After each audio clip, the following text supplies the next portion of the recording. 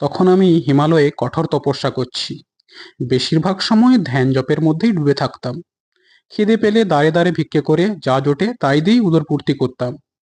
কিন্তু বেশিরভাগ সময় যা পেতাম তাতে পেটও ভরতো না, মনও না। এতটাই নিকৃষ্ট সেগুলির স্বাদ। একদিন মনে হলো, ধিক এ জীবন! এই গরিব পাহাড়ি লোকগুলো নিজেরাই পেট ভরে খেতে পায় না, তাদের ছোট ছোট ছেলে মেয়ে ও পরিবারের মুখে দুবেলা দুমুঠো অন্ন তুলে দিতে পারে না। কিন্তু তা সত্ত্বেও তারা নিজেদের খাবার থেকে বাঁচিয়ে আমার জন্য কিছু না কিছু রেখে দেয়। এভাবে বেঁচে থেকে কি লাভ?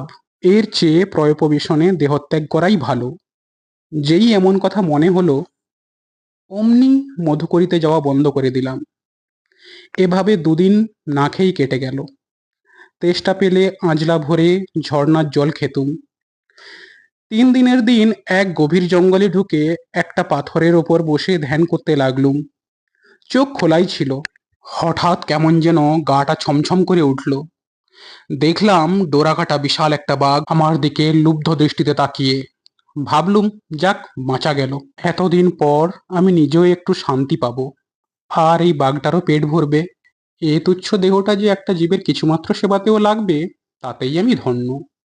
চোখ বন্ধ করে বাঘটার ঝাঁপিয়ে পড়ার অপেক্ষা করছি। মনে মনে চিন্তা করছি, কয়েক মুহূর্ত তো কেটে গেল, কিন্তু কই, এখনো তো বাঘটা আমাকে আক্রমণ করলো না। একটু অবাকই হলাম। তখন চোখ খুলে দেখি বাঘ বাবাজি জঙ্গলের মধ্যে ঢুকে যাচ্ছে। প্রথমটা দুঃখই হলো, কিন্তু তারপর অত দুঃখের মধ্যেও হাসি পেল। বুঝলাম, গুরুদেব আমাকে দিয়ে অনেক কাজ করিয়ে নেবেন, তাই তিনি আমাকে রক্ষা করেছেন। নমস্কার বন্ধুরা, তোমরা এতক্ষণ শুনলে আমি বিবেকানন্দ বলছি, পেজ নাম্বার 126 থেকে। কেমন লাগলো অবশ্যই কমেন্ট বক্সে কমেন্ট করে জানাও।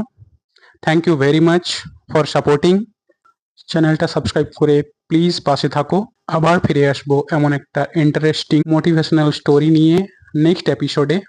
Till then, stay happy and blessed. Thank you very much. Bye by.